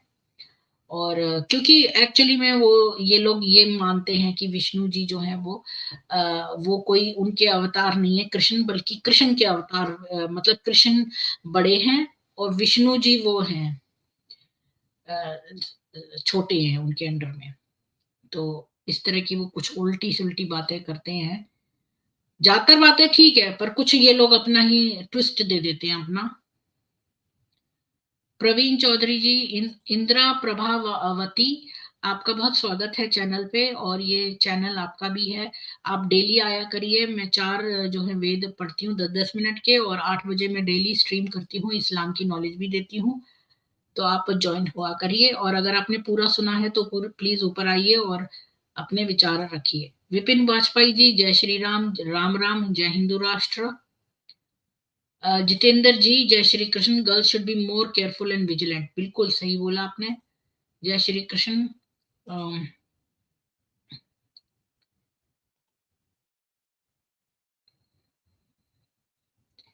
अच्छा, धन्यवाद। हाँ, जी, क्योंकि जो है यूट्यूब को पैसों का फायदा होता है ना, तभी वो रिकमेंड करता है। और चूंकि मैं इतना पैसों के पीछे नहीं हूँ, ना मैंने मेंबरशिप का इतना जोर दे रखा है, और ना ही मेरे इतने सब्सक्राइबर और मैं वो हैं, ना मैंने फाइनेंशियल डाटा दिया है, तो यूट्यूब मेरे नहीं रिकमेंड करेगा जब तक कि आप लाइक नहीं करेंगे। सुना है प्लेन हाई जैक में छोड़ा गया आतंकी मसूद मजहर। हाँ, ये मैंने ऑलरेडी आज, आपने शुरू की स्ट्रीम मिस कर दी है, तो मैंने तभी डिस्कस करा था इस बारे में। आ, हाँ बिल्कुल, बहुत बुरा लगता होगा भाई। बहुत छोटी उम्र की लड़कियों को तो समझ ही नहीं आता। वो सोचती है कि भाई उनके तो जो है उसको उनको तो मम्मी चाहिए। छोटी बच्चियों को मम्मी चाहिए। इसने तो रेप करा है इन बच्चियों का। अबू बकर कोई बहुत अच्छा पिता नहीं था। उसने अपने अबू बकर का अगर आप जीवन पढ़ें, तो अबू बकर के बारे में जो दिया है कि उसने अपने बेटे को मारा। उसने अपनी जो है बेटियों की शादियां इतनी गंदी कर दी एक बुढ़े से। हालांकि शुरू में उसने रोकने की कोशिश करी, पर उसको लालच ने घेर लिया कि भाई वो इसका साथ दे, और उसने अपनी बेटी को झोंक दिया एक बुढ़े के। तो अबू बकर कोई अच्छा पिता नहीं था। बाद में भी एक बार उमर और अबू बकर आए और अपनी लड़कियों को चांटा मार रहे थे। तो ये कोई अच्छी, और वो भी जब उनकी शादियां कर दी, और मोहम्मद मुस्कुरा रहा था, ये देखकर तो मुझे और भी ज्यादा बुरा लगा कि कितने नीच लोगों का ये जमावड़ा होता गया। Psychopath, paedophiles. पहली बात तो, if women marries multiple husband, that is happens in some parts of Himachal Pradesh, house father of children is. तो अगर ऐसा कोई कबीला कर रहा है तो गलत कर रहा है। एक वुमन, एक आदमी ही होना चाहिए। पर मुसलमान तो 57 कंट्रीज के ये गलत काम कर रहे हैं, तो कौन ज्यादा बुरा है? मुसलमान बुरे हैं या ये विमेन बुरी हैं? कम से कम ये छोटे बच्चों के साथ तो नहीं अब्यूज करती। मुसलमान तो छोटी बच्चियों के साथ पेडोफिलिया करते हैं। तुम्हारा मोहम्मद कितना नीच था।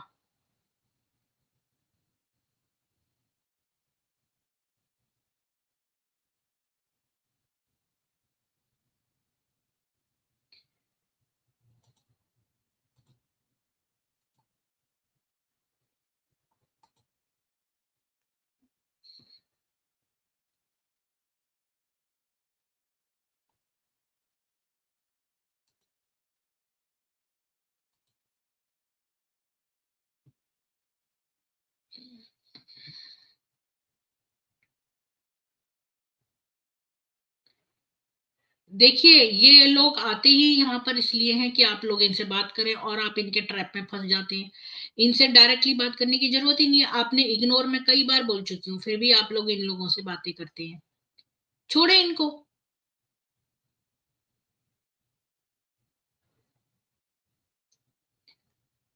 तो कोई आना चाहता है कि अ, धर्म इंद्रा, आपको भी राम राम।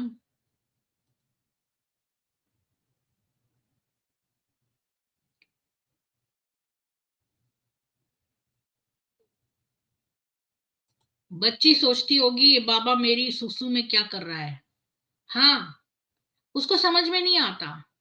तो बच्चियां तो वो तो जीवित रह गई। मोहम्मद ने बहुत सारी बच्चियां मार दी। इसने उन बच्चियों के साथ सेक्स कर करके उनको मार दिया। ऐसा अनुमान लगाया जा सकता है। ये एक इंटेलिजेंट लॉजिकल डिडक्शन है कि इसने बहुत सारी बच्चियां मार दी, और तभी इसने फैलाया कि जो है अरब में बच्चियां मारते थे। एक्चुअली में मोहम्मद मारता था बच्चियों को, क्योंकि इसने बहुत सारी बच्चियों के साथ पेडोफिलिया करके उनको मार दिया। आयशा जीवित रही, क्योंकि कई बच्चियां मर जाती हैं, कई जो कुछ जीवित भी रह जाती हैं। तो आयशा उनमें से है जो जीवित रह गई। बीके शैतान जी, राम राम, हर हर महादेव। काक भुषुंडी जी हमेशा नथ उतारने के चक्कर में रहता था, परम पेलू पांडा पोपट जी।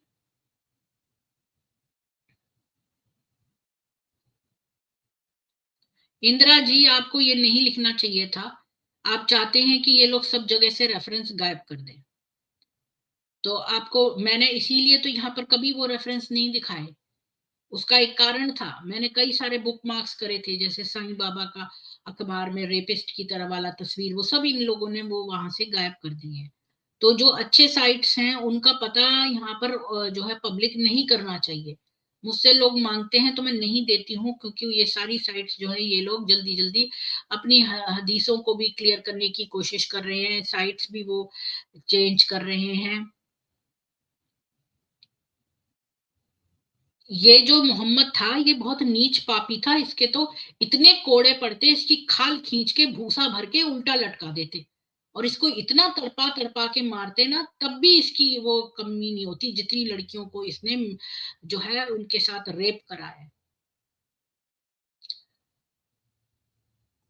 हो सकता है बुढ़ाऊ बच्ची की पूपू में भी ड्रिलिंग करता होगा, हाँ करता होगा, क्या पता।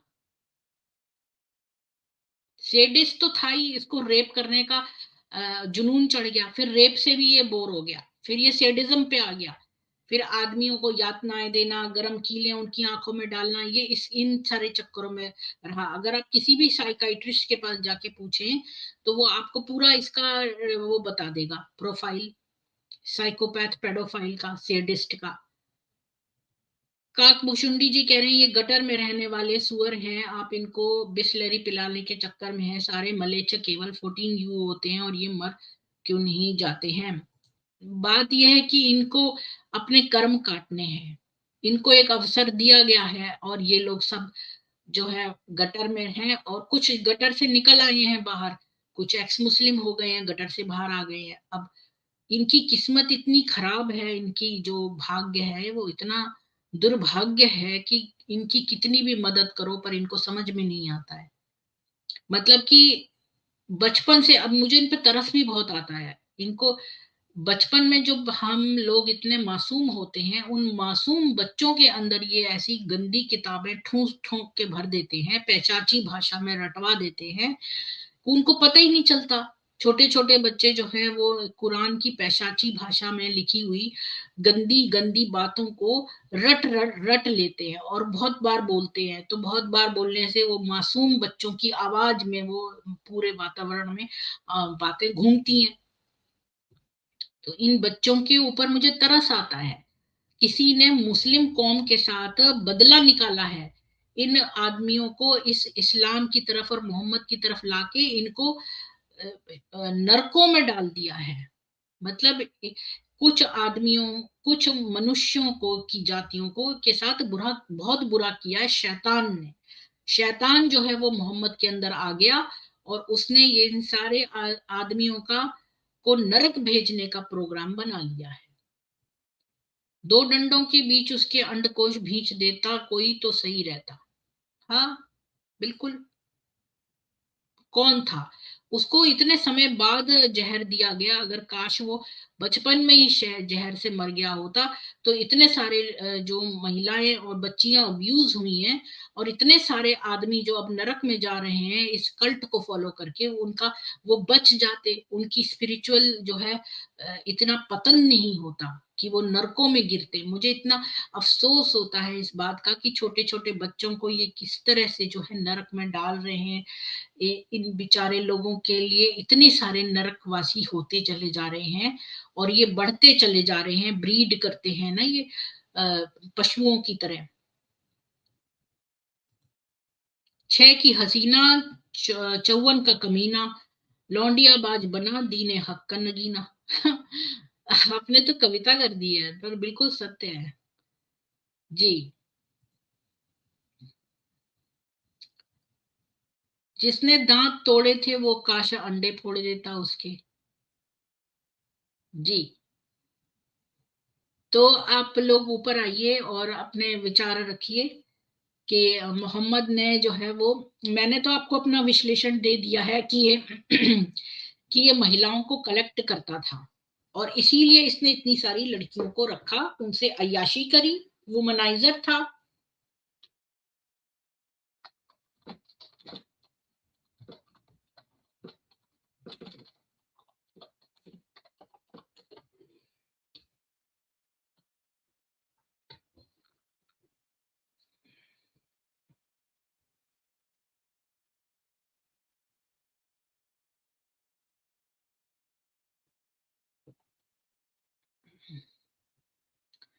और कई बार जो महिलाएं होती हैं, अब मैं आपको, चूंकि कोई नहीं आ रहा है, मैं अपना विश्लेषण भी देती हूँ। और जो ये साइकोपैथ होते हैं, कई बार ये ना, आपने देखा होगा, जैसे आप इस साइकोलॉजी पढ़ेंगे और उसके डिटेल में जाएंगे कि मैं क्रिमिनल प्रोफाइलिंग में जाएंगे, तो आप देखेंगे कि जो साइकोलॉजिस्ट होते हैं, ये साइकोलॉजिस्ट कह रही हूँ, साइकोपैथ जो होते हैं, कई बार ये बड़े चार्मिंग और हैंडसम होते हैं, तो और ये बड़े सारे पावर पोजीशन में चले जाते हैं। अगर ये जैसे आजकल के जमाने में इस तरह का मोहम्मद जैसा अगर ये इस जमाने में होता, तो इसके क्या लक्षण होते? वो क्या करता? स्लेव ड्राइवर होता। ऐसे लोग क्या करते हैं, ऑफिसों में काम करते हैं तो लोगों से खूब काम करवाते हैं, स्लेवरी कराते हैं, बहुत बहुत घंटे उनको ऑफिस में बिठा के रखना। ये सब कैरेक्टरिस्टिक्स हैं। अगर आपका बॉस है वो इस टाइप का है, तो आप समझ जाओ कि ये स्लेव ड्राइवर है। ये इसी नेचर का है, जो पावरफुल, दूसरों को क्रश करना, अपना अपना वो रखना। और बहुत सारी, क्योंकि बहुत सारे कल्ट्स के सिमिलर ट्रेड्स हैं, जैसे डॉक्टर अली सिन्हा की जो किताब है अंडरस्टैंडिंग मोहम्मद, उन्होंने एक रिलेटिव कंपैरिजन किया है बहुत सारे कल्ट लीडर्स का, कि वो सारे कल्ट लीडर्स जो थे उनके अंदर सेम ट्रेड्स थे, कि वो जो है, एक तो महिलाओं को लेने वाले थे। फ्रेंड जी, आपका बहुत स्वागत है, मैं 1 मिनट अपनी बात फिनिश कर लूं। तो कल्ट जो वाले थे, बहुत सारे जो लीडर्स होते हैं, उनका सेम ट्रेट ये होता है कि वो महिलाओं को और बच्चों को अपने डोमिनेट करना चाहते हैं, और अपना छोटा सा जो सर्कल बनाते हैं उसमें आदमियों को वो विवश कर देते हैं, और एक तरह से अपना स्लेव बना लेते हैं, और उनकी बीवियों पे कंट्रोल हो जाता है उनका।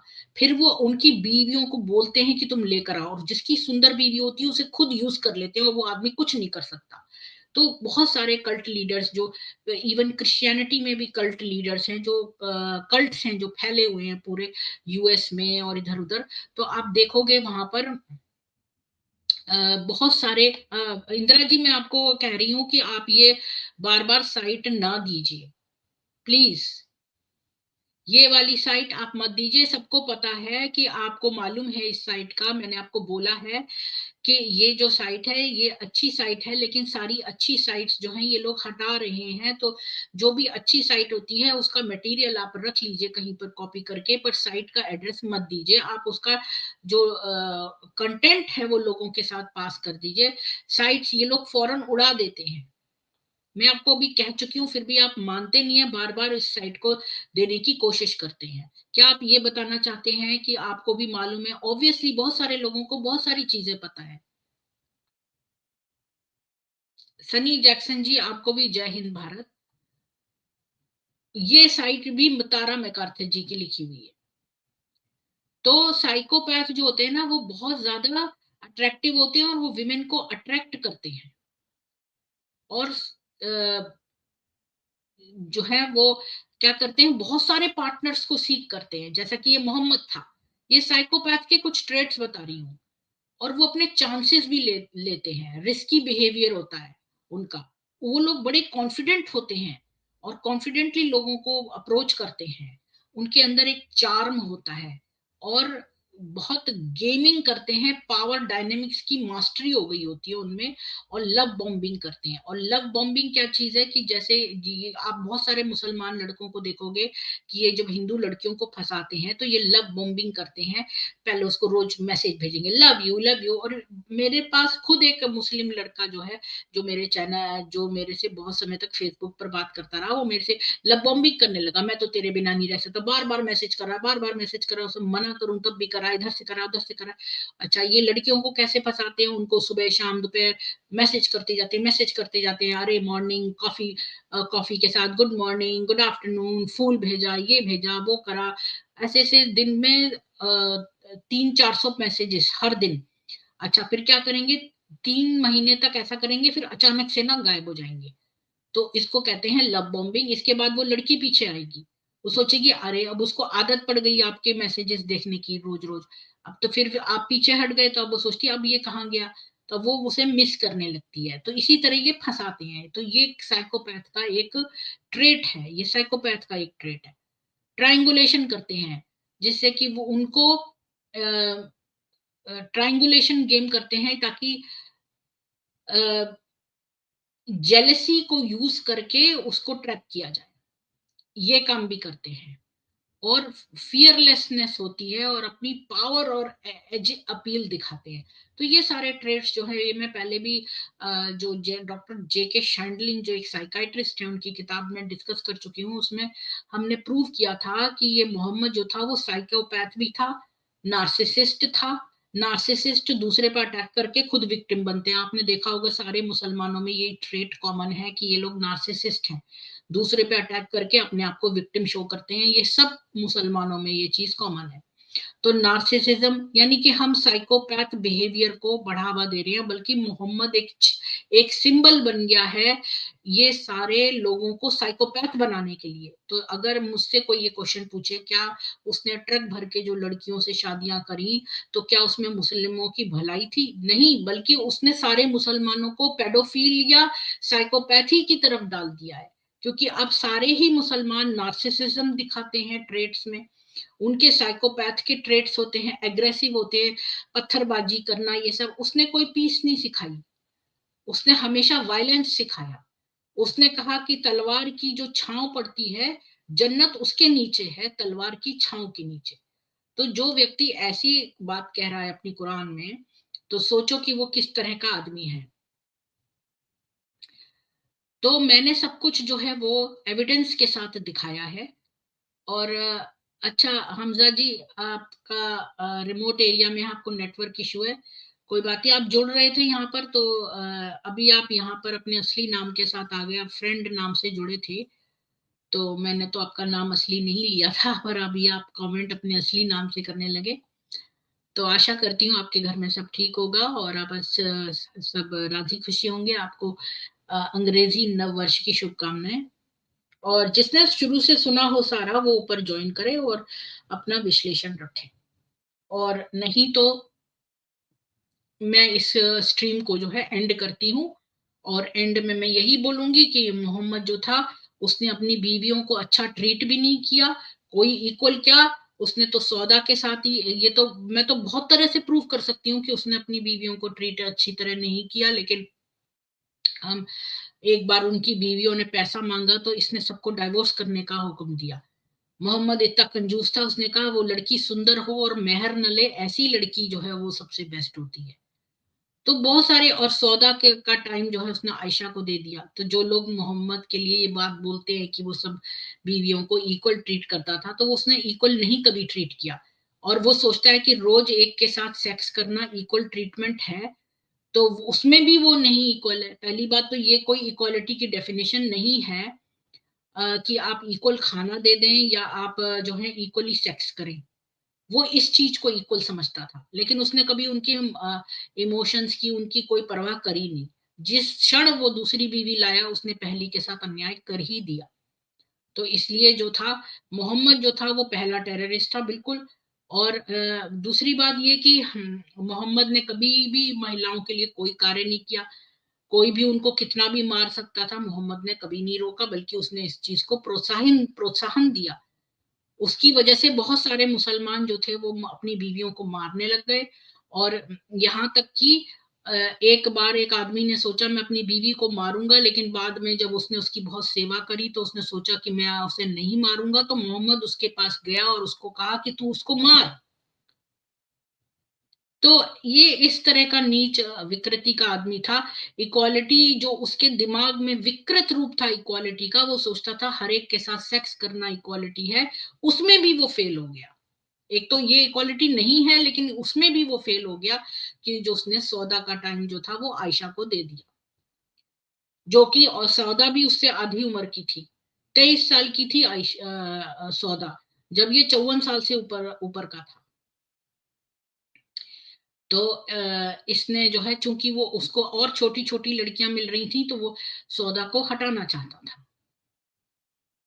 तो इस तरह का नीच व्यक्ति था। इसने महिलाओं के साथ जो है शोषण का एक ऐसा सिलसिला शुरू किया कि अब 57 देश जो है महिलाओं का शोषण करते हैं, बच्चियों का शोषण करते हैं। इसने बहुत सारी बच्चियों को मार डाला। उनके साथ इसने पेडोफिलिया किया। ये तो वो हैं जो लिस्टेड हैं, इतने सालों बाद मोहम्मद के लिखी गई हैं ये किताबें, इसमें बहुत कम लिखा है।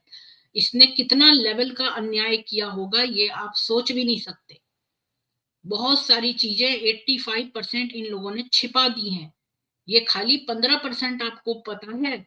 इसने न जाने कितनी बच्चियां मारी हैं, ये हम इस बात से जान सकते हैं कि ये कहता था कि अरब में बच्चियों को मार देते थे, एक्चुअली में ये मारता था बच्चियों को।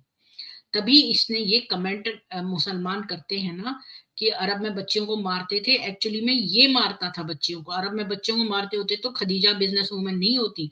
उस समय बहुत हाई सोसाइटी थी, मुखिया होती थी, बहुत सारे कबीलों की जो वुमेन होती थी, उम्म किरफा जो थी वो महिला थी, महिलाओं का एक रुतबा होता था। पर मोहम्मद ने महिलाओं को इकोनॉमिकली वीक कर दिया, उनको अब्यूजिव रिलेशनशिप में डिपेंडेंट ऑन हस्बैंड डाल दिया, और उनको जो है अब्यूज किया बच्चियों को, और कई बच्चियां मार दी इसने।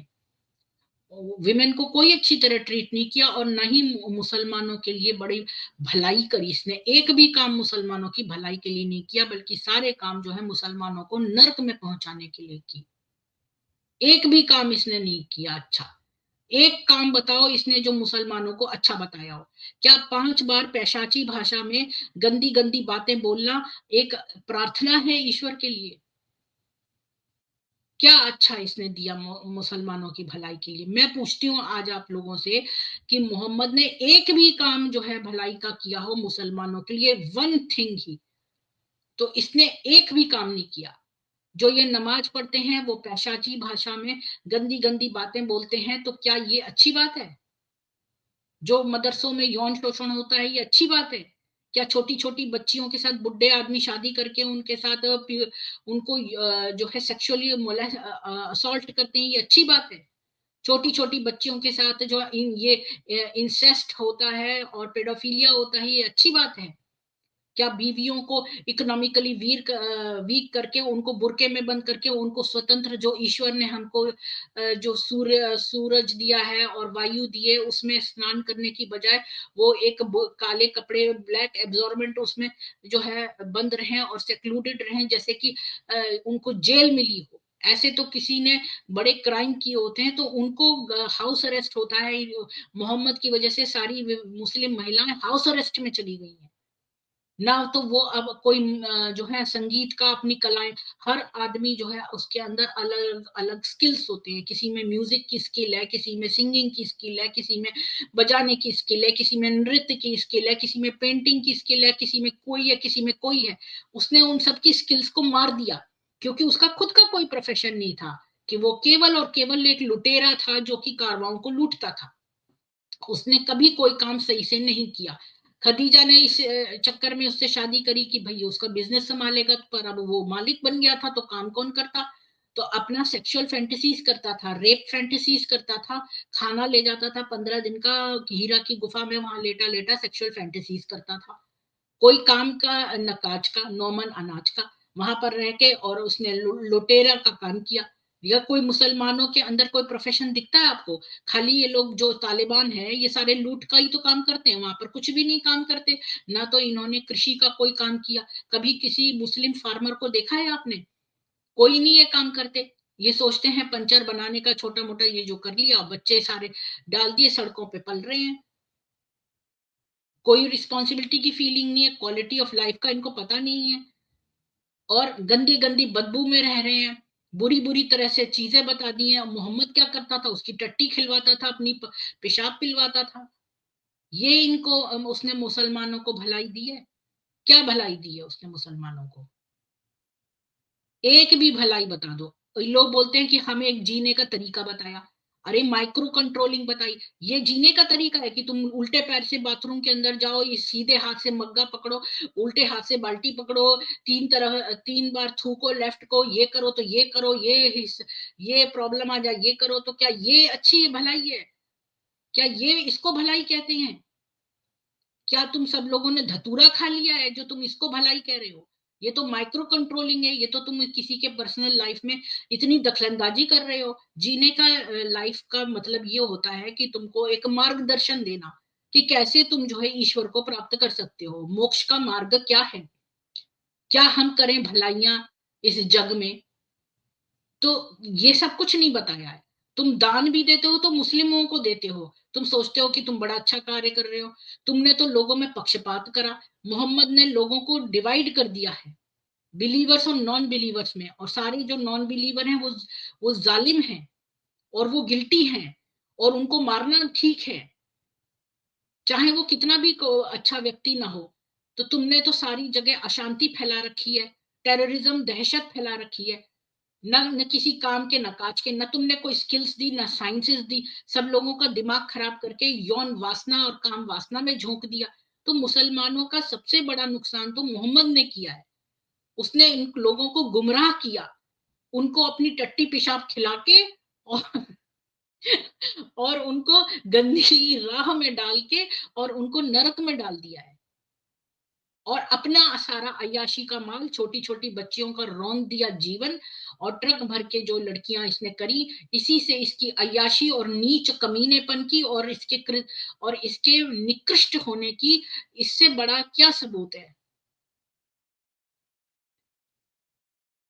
और जो भी मेरे से कोई डिफर करता है और मेरे से इस बात में डिबेट करना चाहता है, डिस्कशन करना चाहता है कि आखिर मोहम्मद ने इस्लाम को क्या दिया, कुछ नहीं दिया। एक शेखी बगाड़ने वाले झूठे कुटिल व्यक्ति और मक्कार व्यक्ति, धृष्ट व्यक्ति, पेडोफाइल, साइकोपैथ, सैडिस्ट, नार्सिसिस्ट व्यक्ति ने सारी अच्छे अच्छे आदमियों को, जो भोले भाले थे, उनको इस कल्ट में लाकर उनको गुमराह करके और इस्लाम और उनको नरकों में डाल दिया है। जो भी मेरे से डिफर कर सकता है, मेरा चैनल ओपन है। कभी भी मेरे को मेरे ईमेल पर एक लाइन लिखकर और अपना मेरे साथ डिबेट सेट कर सकते हैं। ह्यूमैनिटी या मोहम्मद ने एक भी अच्छी चीज मुसलमानों को दी है, इसके ऊपर हम चर्चा कर सकते हैं कभी भी। तो इसी के साथ ही मैं ये जो है स्ट्रीम कोई आया नहीं ऊपर, तो मैं इस स्ट्रीम को क्लोज कर सकती हूँ। डीटीएच माय भक्ति जी, आपको राम राम। काफिर आजमी, बिल्कुल इस्लाम ने मानवता को कुछ क्या, मानवता को कोई ना भी देता तो कोई बात नहीं थी, लेकिन इसने मनुष्यों को नरक में डाल दिया। इसने उल्टा काम किया। अगर कोई व्यक्ति न्यूट्रल रहता, मानवता को कुछ ना भी देता, पर मानवता को नरकों में तो न ढकेलता, इसने मानवता को नरकों में ढकेला है। इस आदमी की तो जितनी पिटाई की जाए उतना ही कम है। इस आदमी की इतनी जबरदस्त दंड मिलना चाहिए इसको कि लोग कांप उठें, उनकी रूहें कांप उठें। तो आप सभी को मैं जो है राम राम कहती हूँ, सिया राम कहती हूँ, और जय सनातन वैदिक हिंदू विश्व। और नए वर्ष में आप लोग जो है प्रभु को ये कहें कि हम अपना जीवन जो है प्रभु को देते हैं, ये बात अवश्य कहें अपने दिल में, और मीन करके कहें। और इसके बाद सेल्फ डिफेंस की सब चीजें रख लें, क्योंकि आप याद रखिए, आप नर पिशाचों के बीच में रहते हैं। अब ये हिंदू भूमि जो है हिंदू भूमि नहीं रही है, यहाँ पर कीड़े उत्पन्न हो गए हैं, मोहम्मदीन कीड़े। मोहम्मदीन कीड़े जो हैं ये यहाँ सब जगह रेंग रहे हैं, और इनके बीच में आप रहते हैं असुरक्षित। जब आप सोते हैं तभी ये आप पे अटैक करेंगे, ये याद रखिएगा। ये साइकोपैथ का एक सिम्टम है कि ये जो है रात को जब आप सो रहे होंगे तब अटैक करेगा और आपके बच्चे को मारेगा। तो और जो सबसे अच्छा शिक्षित, सभ्य, शिष्ट दिखने वाला नर पिशाच है, वो भी आपके बच्चे की गर्दन काटने में 1 मिनट नहीं लगाएगा। ये याद रखिए। आप रोज सुनते हैं, पर आपने क्या अपने घर में प्रबंध कर लिया है? नहीं कर लिया है तो कर लीजिए। जय श्री राम, राम राम। मिलते हैं कल सामवेद।